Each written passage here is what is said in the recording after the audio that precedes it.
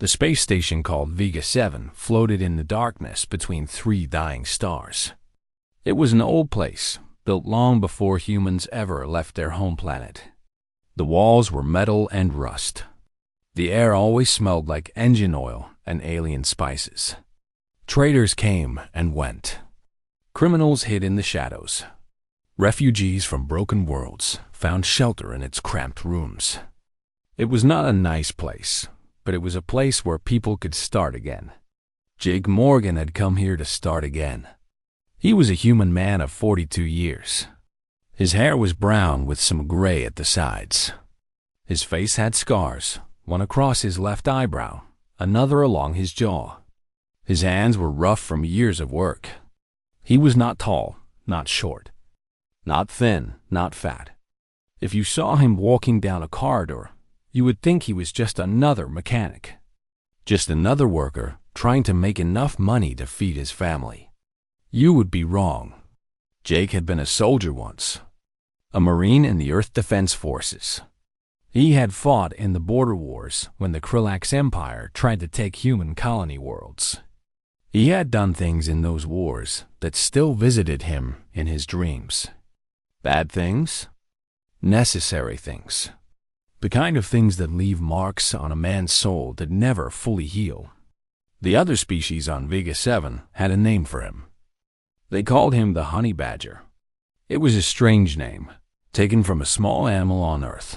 Jake had earned this name during a battle on a moon called Rethus 4.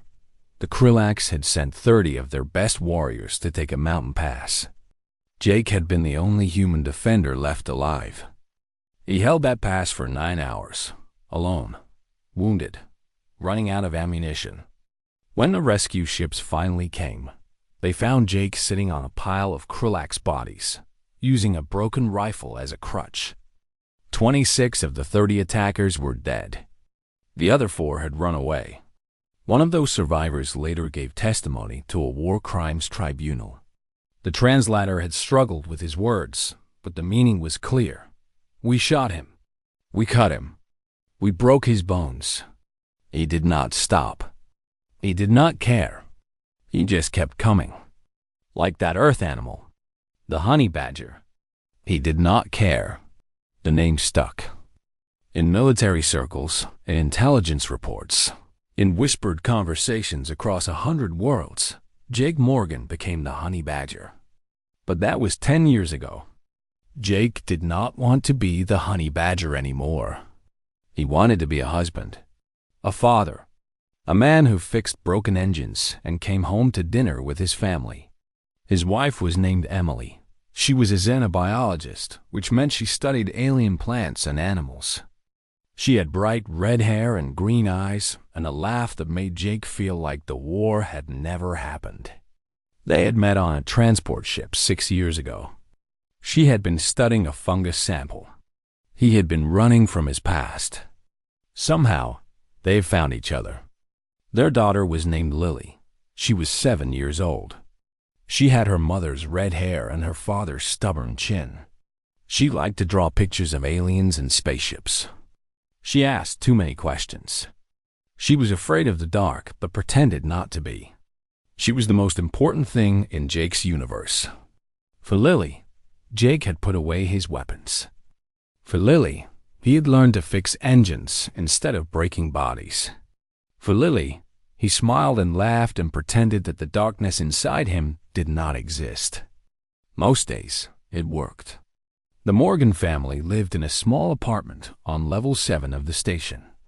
3 rooms, a tiny kitchen, 1 window that looked out at the stars. It was not much, but it was home. Jake ran a repair shop on level 4. Emily worked at the station's research lab. Lily went to the station's small school, where children of 5 different species learned together. It was a quiet life. A good life. A life that Jake protected with everything he had. But across the galaxy, someone was looking for him. Commander Thravik of the Dominion was the most feared warrior in known space. He stood 8 feet tall. His skin was covered in dark green scales. His eyes were yellow with black slits, like a snake. He had 4 arms, each one ending in claws that could cut through steel. He had been alive for over 200 years, and in all that time, he had never lost a fight. Thravik had killed champions from every major species. He had defeated the greatest fighters of the Krillax, the Vorn, the Silicates, and a dozen others. He collected trophies from his victories, weapons, armor, bones. His ship was a museum of death. But lately, Thravik was bored. There was no one left who could challenge him. No one who could make his blood pump with excitement. He had conquered everything, and now victory tasted like dust. Then he heard about the humans. Humans were new to the galactic stage. They had only been spacefaring for about 100 years.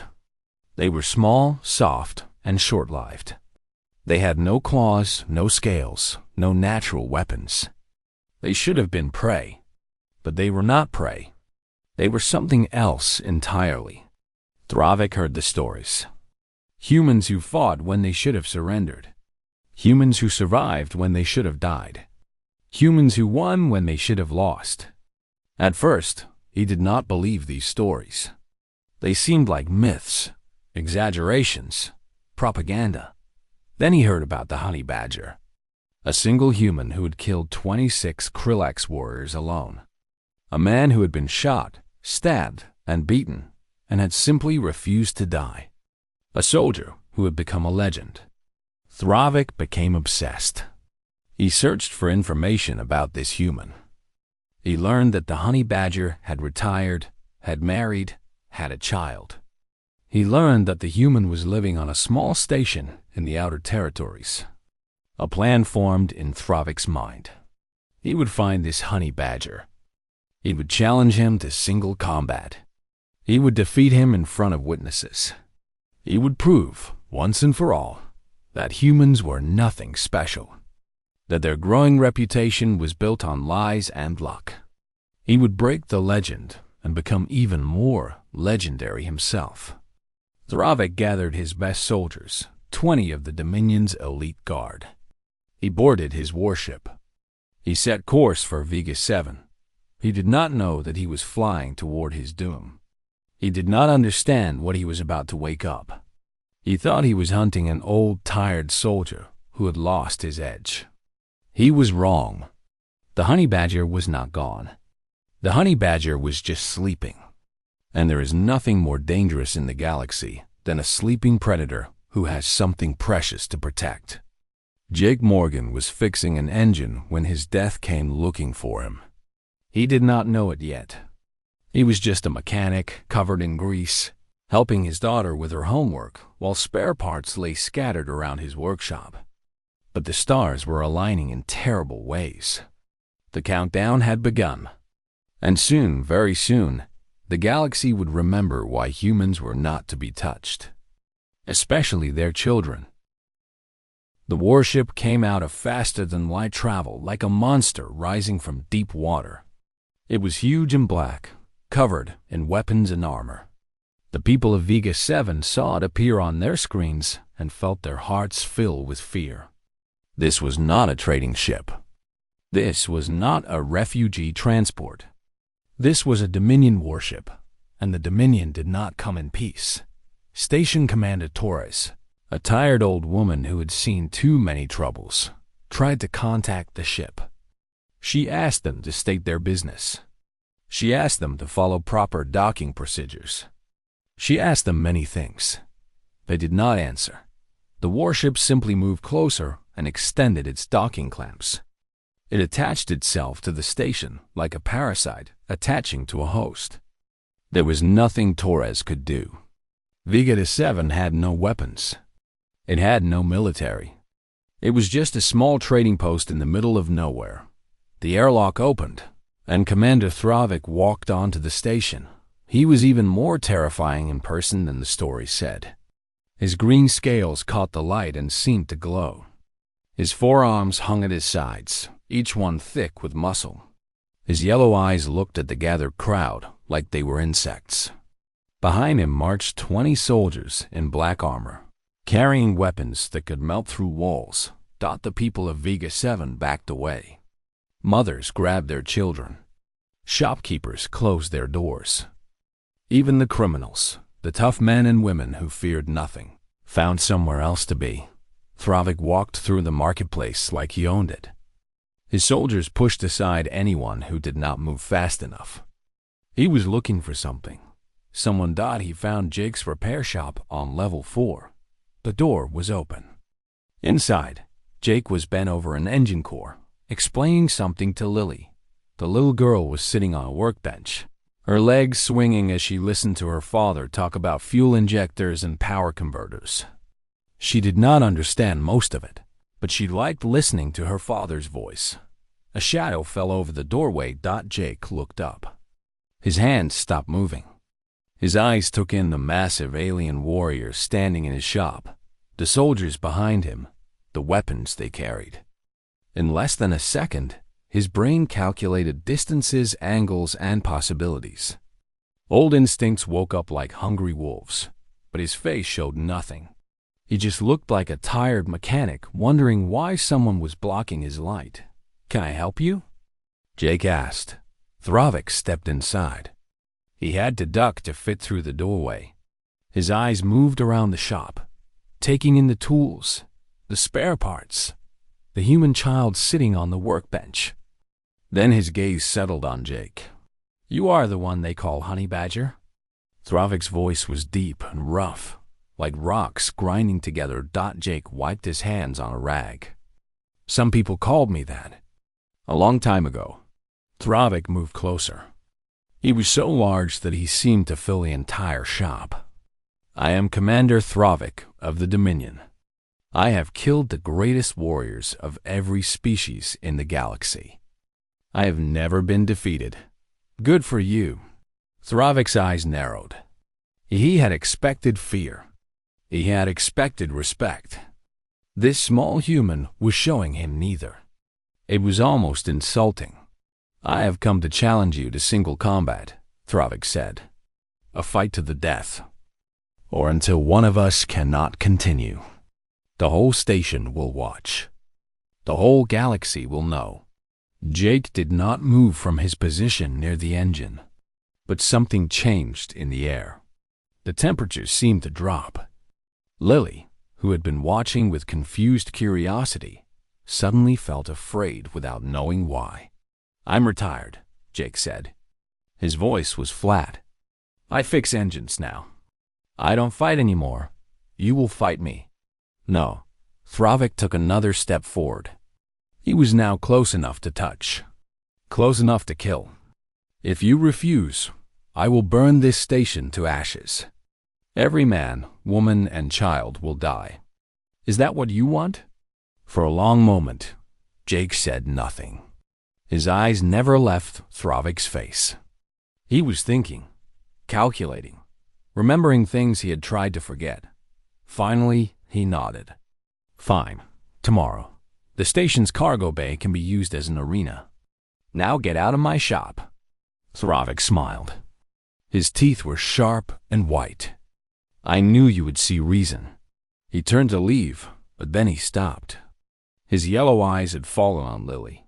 The little girl was sitting very still, clutching a small stuffed animal that looked like a rabbit.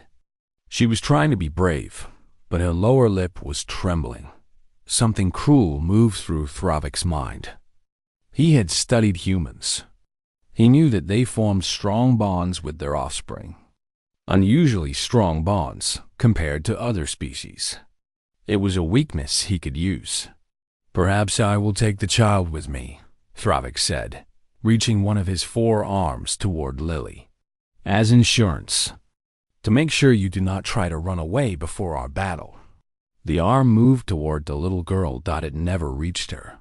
What happened next was so fast that the soldiers in the doorway could not follow it. One moment, their commander was reaching for the child. The next moment, he was on the ground, screaming. His reaching arm was bent backward at the elbow, the joint shattered, green blood beginning to leak from the wound. Jake stood over him. The tired mechanic was gone. Something else had taken his place. Something old and cold and terrible. His face showed no anger, no fear, no emotion at all. Just emptiness. Like looking into the eyes of a shark. "You can threaten me," Jake said. His voice was quiet, almost gentle. "You can challenge me. You can try to kill me. I understand these things. They're part of what we are." He knelt down beside Travik. His hand closed around the alien's throat. Not squeezing. Not yet. Just holding. "But you reached for my daughter." The soldiers raised their weapons. 20 of them. Elite warriors of the Dominion. The best of the best. Jake did not look at them. He did not seem to notice them at all. "Emily," he called out, loud enough for his voice to carry. Somewhere nearby, his wife had heard the commotion and was coming to investigate. "Take Lily to the safe room. Now." Footsteps. Emily appeared in the doorway, her face white with fear. She saw the soldiers, the fallen commander, her husband kneeling over him like death itself. She did not ask questions. She did not hesitate. She grabbed Lily off the workbench and ran. Lily looked back over her mother's shoulder. She saw her father stand up. She saw him turn to face the 20 soldiers. She saw him smile. It was not a nice smile. The last thing she heard before her mother carried her around the corner was the sound of fighting. Breaking bones, screaming, weapons firing, bodies hitting the floor. Then silence. Emily locked them in the safe room, a small closet with reinforced walls that Jake had built for emergencies. She held Lily close and waited. The little girl was crying now, confused and scared. "Is Daddy going to be okay?" Lily asked. Emily closed her eyes. She knew what her husband was. She knew what he could do. She had seen the scars on his body and heard the screams in his nightmares. "Yes, baby," she whispered. "Daddy is going to be just fine." Outside, the honey badger was waking up. And the galaxy was about to remember why you never, ever threaten a human's child. The soldiers of the Dominion were not ordinary fighters. They were the elite, the chosen ones. Each of them had killed at least 100 enemies in battle. They had trained since birth in the art of war. Their armor was the best that technology could create. Their weapons could punch through steel walls. They were afraid of nothing. Until now. The first soldier died before he could pull his trigger. Jake moved like water, flowing around the energy blast that should have killed him.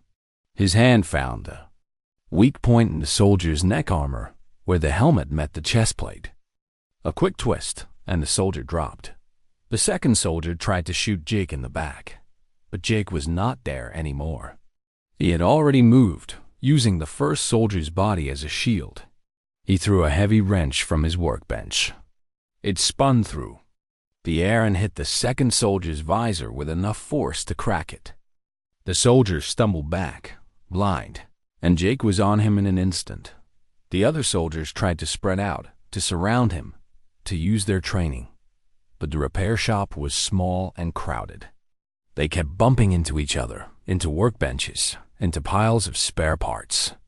Their numbers, which should have been an advantage, became a problem. They could not shoot without risking hitting each other. Jake used this. He moved through them like a ghost, always positioning himself so that a soldier was between him and the others. He used their own weapons against them, grabbing rifles and turning them on their owners. He used his tools as weapons. Wrenches became clubs, screwdrivers became daggers, chains became ropes. 4 soldiers down. Then 6, then 8, the remaining. Soldiers tried to retreat, to get to the corridor where they would have more room. But Jake did not let them. He blocked the doorway, forcing them to stay in the cramped space of the shop. He was not fighting fair. He was not fighting with honor. He was fighting to win, because this was not about him. This was about the little girl who had been sitting on that workbench, reading her homework, trusting that her father would keep her safe. This was about the hand that had reached for her. This was about the threat, Something dark and old was awake inside Jake now. Something that had been sleeping for 10 years. Something that did not feel pain or fear or mercy. The soldiers looked into his eyes and saw nothing human there. Nothing they could understand or reason with. Just cold, endless purpose. 12 soldiers down. Then 15. Thravik, still on the ground with his broken arm, watched in horror. He had studied humans. He had prepared for this battle. But nothing had prepared him for this. This was not the fighting style of any military he knew. This was something older. Something primitive. Something that came from a time when humans had hunted animals with their bare hands on a hostile planet. 17 soldiers down. Then 18. The 19th soldier tried to run. He threw down his weapon and sprinted for the doorway, pushing past his fallen comrades. Jake let him go. Someone had to tell the story. Someone had to carry the warning back to the Dominion. The 20th soldier was young. Barely more than a child by his species standards. He stood in the corner of the shop, his weapon shaking in his hands, his yellow eyes wide with terror. He had joined the Dominion's elite guard to find glory and honor. He had not expected this. Jake walked toward him slowly. The floor was slippery with green blood. Broken weapons and unconscious bodies lay everywhere. The shop looked like a battlefield. The young soldier fired. His shot went wide, melting a hole in the wall behind Jake. He tried to fire again, but his hands were shaking too badly. He dropped the weapon and held up his hands. "Please," he said. His voice was high and thin. "Please, I have a family. Children, please." Jake stopped. For a long moment, he just looked at the young soldier. The emptiness in his eyes flickered. Something human moved beneath the surface. "Go," Jake said. His voice was rough, like he had not used it in years. "Take your commander. Take your wounded. Leave this station. Never come back." The young soldier nodded frantically. He scrambled over to Thravik, helped the groaning commander to his feet. Together, they limped toward the door. Other soldiers were beginning to stir, groaning, crawling, trying to stand. Jake did not move to stop them. He stood in the middle of his destroyed shop, surrounded by the evidence of what he had just done, and let them go. Thravik looked back as he reached the doorway. His yellow eyes met Jake's. There was no challenge in them now, no pride. Just pain and something that might have been fear. "This is not over," Thravik hissed. "I am Commander Thravik. I have never been defeated. I will. You lost the moment you reached for my daughter," Jake said. "There is nothing left to prove. There is no honor here. Go home. I demand the duel. I demand." Jake took one step forward. Just one. But it was enough. Thravik flinched back like he had been struck. "I am giving you your life," Jake said quietly. "Take it. Go. If you stay here one more minute, I will not be so generous." Thravik wanted to argue, wanted to fight, wanted to prove that he was still the greatest warrior in the galaxy. But his arm was broken. His soldiers were beaten. And the human standing in front of him was something he had never seen before. Something he did not want to see again. He turned and left. Jake stood alone in his ruined shop. The adrenaline was fading now, leaving behind exhaustion and pain. He looked at his hands. They were covered in green blood. His knuckles were bruised and cut. One of his fingers might be broken. He did not care. Lily was safe. That was all that mattered. He walked out of the shop, stepping over the debris and the groaning soldiers. He made his way to the safe room, to the reinforced closet where his wife and daughter were waiting. He knocked on the door in a special pattern. 3 short, 2 long, 1 short, that only his family knew. The door opened. Emily stood there, her face pale, her eyes red from crying. Behind her, Lily was curled up in the corner, hugging her stuffed rabbit. Jake looked at them. His girls, his world. Everything he had fought for, everything he had killed for, everything he would do anything to protect. "It's over," he said. "They're leaving." Emily threw her arms around him. She did not care about the blood on his clothes, the wounds on his hands. She just held him, feeling his heart beat, reminding herself that he was alive. "Daddy?" Lily's small voice came from behind them. Jake pulled back from Emily and knelt down. His daughter walked over to him slowly, her eyes big and uncertain. "Hey, sweetheart," he said softly. "It's okay. Everything's okay now." "Are the scary aliens gone?" "Yes, they're gone. They're not going to hurt anyone." Lily looked at her father's bloody hands, his torn clothes, his tired face. She was 7 years old. She did not fully understand what had happened, but she understood that her father had protected her, that he had fought for her, that he would always fight for her. She wrapped her small arms around his neck and hugged him tight. "I love you, Daddy." Jake closed his eyes. The darkness inside him, the cold and terrible thing that had woken up, began to quiet down. It was still there. It would always be there. But for now, it was going back to sleep. "I love you too, Lily, more than anything in the universe." Outside, Thravik's soldiers were dragging themselves back to their ship. The people of Vega 7 were coming out of hiding, looking at the destruction, whispering to each other. Word was already spreading. The honey badger had woken up. The honey badger had won, but the story was not over yet. Not quite. Thravik did not leave immediately. He could not. His arm was broken so badly that the bones had come through the skin. Several of his soldiers had injuries that needed medical attention before they could travel. The Dominion warship stayed attached to Vega 7, its crew licking their wounds and trying to understand what had happened. For 2 days, Thravik lay in his medical bay while doctors worked on his arm. They used advanced technology to heal the bones, to repair the muscles, to close the wounds. But no technology could heal his pride. No medicine could fix what had been broken inside his mind. He had been defeated. For the first time in 200 years, he had lost a fight. Not just lost, he had been humiliated.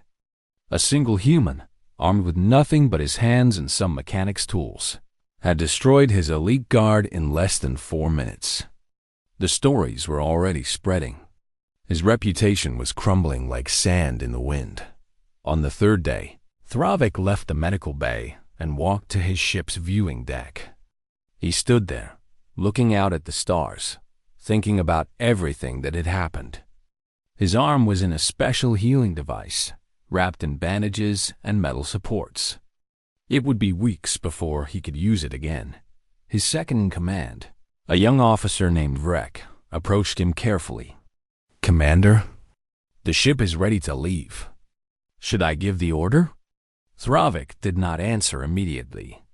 He was still thinking, still trying to understand. "Vrek," he said finally, "have you ever been afraid?"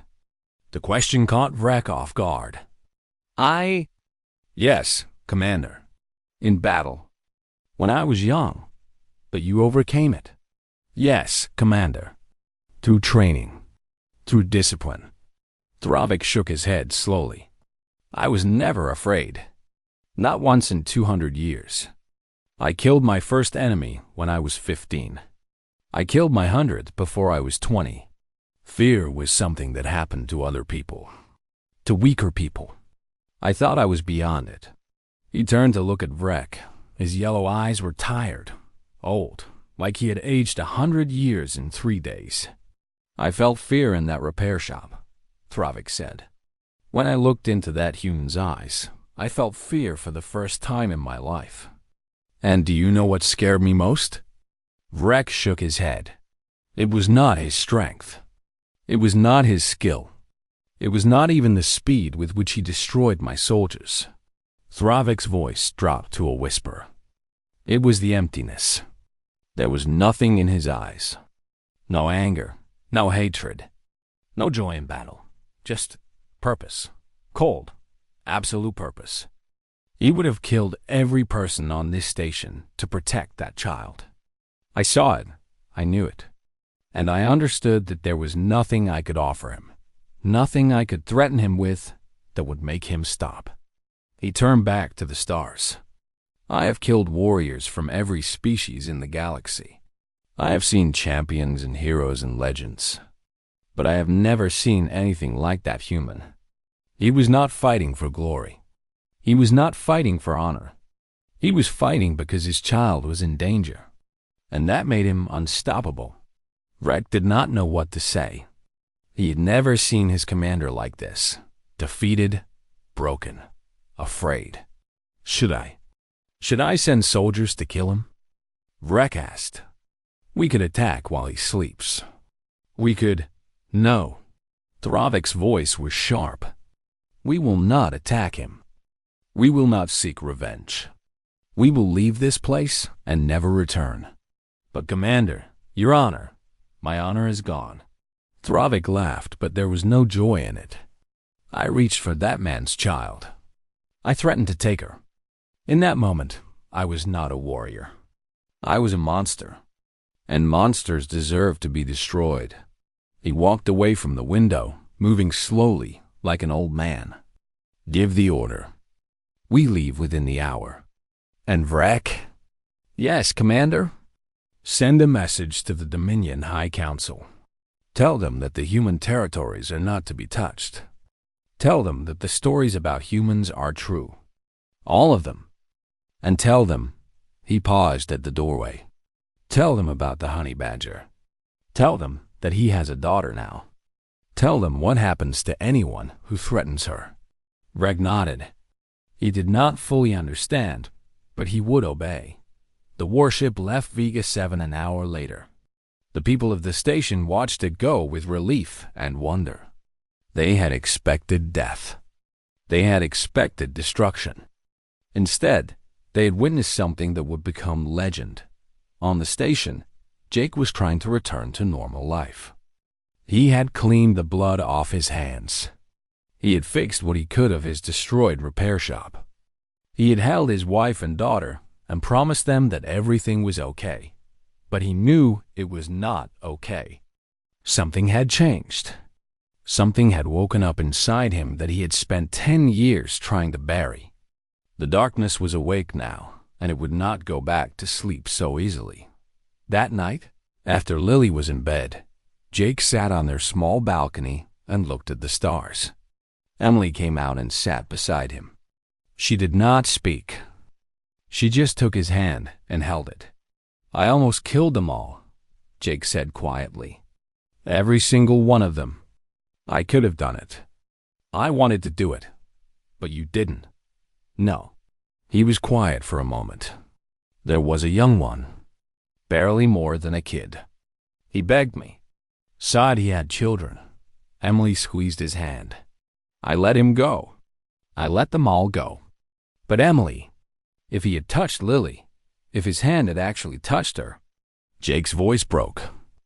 I don't know what I would have done. I don't know if I could have stopped. Emily moved closer to him. She put her head on his shoulder. You're not a monster, Jake. Sometimes I'm not sure about that. I am. She looked up at him, her green eyes steady and sure. Monsters don't worry about being monsters. Monsters don't let their enemies go. Monsters don't spend 10 years learning to be mechanics just to give their daughters a normal life. She touched his face, turning him to look at her. You are a good man, Jake Morgan. You have done terrible things, yes, but you did them to protect people, to protect us. That's not what monsters do. Jake closed his eyes. He wanted to believe her. He wanted to believe that he was not the cold, empty thing he became when his family was threatened. But he had seen himself in the reflection of Thravik's eyes. He had seen the truth. What do we do now? He asked. Emily thought about it. We stay. This is our home. And after what happened, I don't think anyone is going to bother us for a long time. Jake laughed softly. She was probably right. Word would spread. The honey badger was awake. The honey badger had a family. Anyone who threatened the family would pay the price. It was not the peaceful life he had wanted, but it was the life he had. "I love you," he said. "I love you too, you terrifying man." They sat together on the balcony, watching the stars, holding hands. Inside, Lily slept peacefully, dreaming of spaceships and adventures, safe in the knowledge that her father would always protect her. Tomorrow, life would go on. Jake would fix engines. Emily would study her alien plants. Lily would go to school and draw pictures and ask too many questions. But tonight, Jake allowed himself to remember. He remembered the wars, the battles, the friends he had lost and the enemies he had killed. He remembered the darkness inside him and the terrible things it could do. And he made a silent promise to the stars. "I will keep them safe, no matter what it takes. No matter what I have to become, I will keep them safe." It was a promise he intended to keep. It started with the soldier who had run away. He returned to his home world and told everyone what he had seen. His voice shook as he described a human who had moved like water and struck like lightning. His hands trembled as he explained how 20 elite warriors had been defeated in less time than it takes to cook a meal. People listened. People remembered. People told others. Then came the official report from Commander Thravik to the Dominion High Council. It was short and simple. It said that the human territories were to be left alone. It said that the stories about humans were true. It said that there was a creature called the honey badger, and he had a daughter, and anyone who threatened that daughter would not survive long enough to regret it. The High Council was confused at first. Thravik was their greatest warrior. He had never failed before. They asked for more details. Thravik gave them more details. He told them about the empty eyes, the cold purpose, the way the human had moved through his soldiers like they were made of paper. The High Council stopped asking questions. They updated their maps. Human space was now marked with a warning: "Do not enter." From the Dominion, the story spread to other empires, to other species, to distant worlds that had never even heard of humans before. Each telling added new details. The 20 soldiers became 50, then 100. The 4-minute battle became 60 seconds, then 30. The mechanics' tools became legendary weapons. The repair shop became a fortress, but one detail never changed. No matter who told the story, the honey badger has a daughter now. In the halls of power across the galaxy, leaders and generals studied this information carefully. They had watched humans for 100 years, trying to understand the strange new species. Humans were small and weak. They had no natural weapons. They lived for such a short time compared to other species. They should have been easy to conquer, but they were not easy to conquer. They were impossible to conquer. Now the leaders understood why.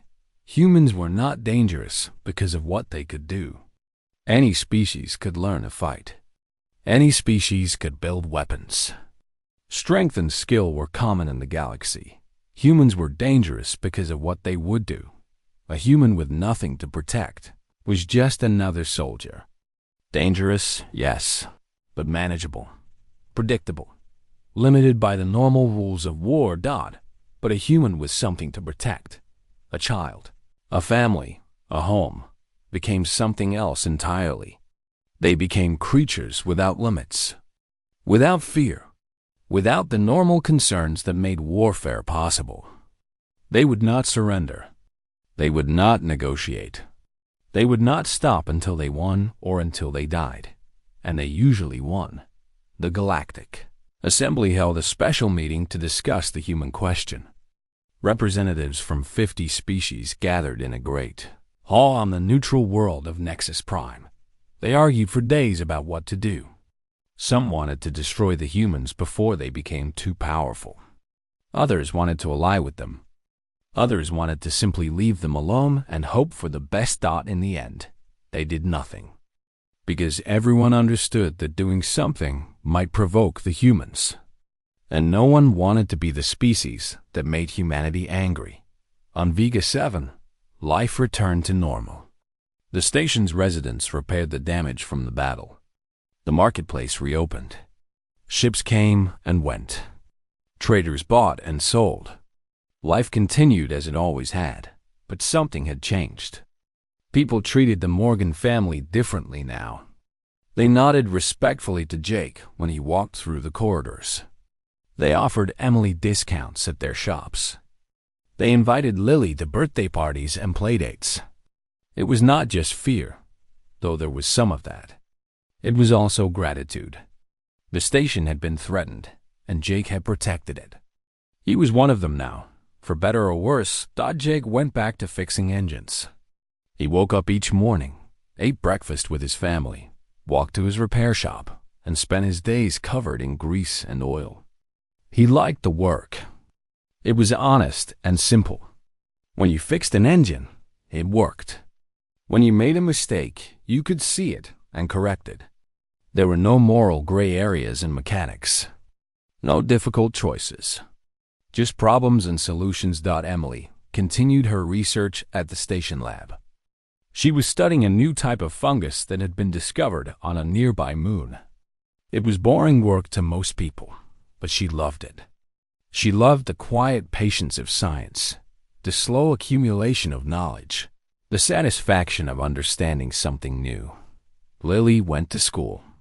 She made friends with children of 5 different species. She learned alien languages and human history and mathematics that made her brain hurt. She drew pictures of spaceships and gave them to her father, who hung them on the wall of his repair shop. Months passed. The excitement faded. The story of the honey badger became just another legend told in bars and around campfires, growing more fantastic with each retelling. One evening, about 6 months after the battle, Jake was sitting on the balcony watching the stars. Lily came out and climbed onto his lap. She was getting bigger now, almost too big to sit on his lap, though neither of them wanted to admit it. "Dad?" she said. "Yeah, sweetheart?" "Tommy at school said you beat up a bunch of aliens." Jake smiled. Tommy was a Vorn kid, from a species with purple skin and 6 eyes. He was Lily's best friend. "Tommy talks too much. He said you're scary." Jake was quiet for a moment. This was the conversation he had been dreading. How do you explain to a 7-year-old what you really are? How do you tell your daughter that her father is a weapon? "Am I scary to you?" he asked finally. Lily thought about this. She scrunched up her face the way she always did when she was thinking hard. Finally, she shook her head. "No, you're just Dad." Something warm spread through Jake's chest. Just Dad. That was all he had ever wanted to be. Just Dad. The man who fixed engines and made breakfast and helped with homework and watched the stars. "But you do make really scary faces when you burn the pancakes," Lily added. Jake laughed. A real laugh, full of warmth and love. He hugged his daughter close and kissed the top of her head. "I'll try to stop burning the pancakes." "Good. They taste bad when they're burned." "I know, sweetheart. I know." They sat together on the balcony, father and daughter, watching the stars. Emily came out with cups of hot chocolate and joined them. The 3 of them sat in comfortable silence, a family together, safe and whole. Somewhere out in the galaxy, Dravik was living in quiet retirement. He never fought again. He never told anyone the full story of what he had seen in that repair shop.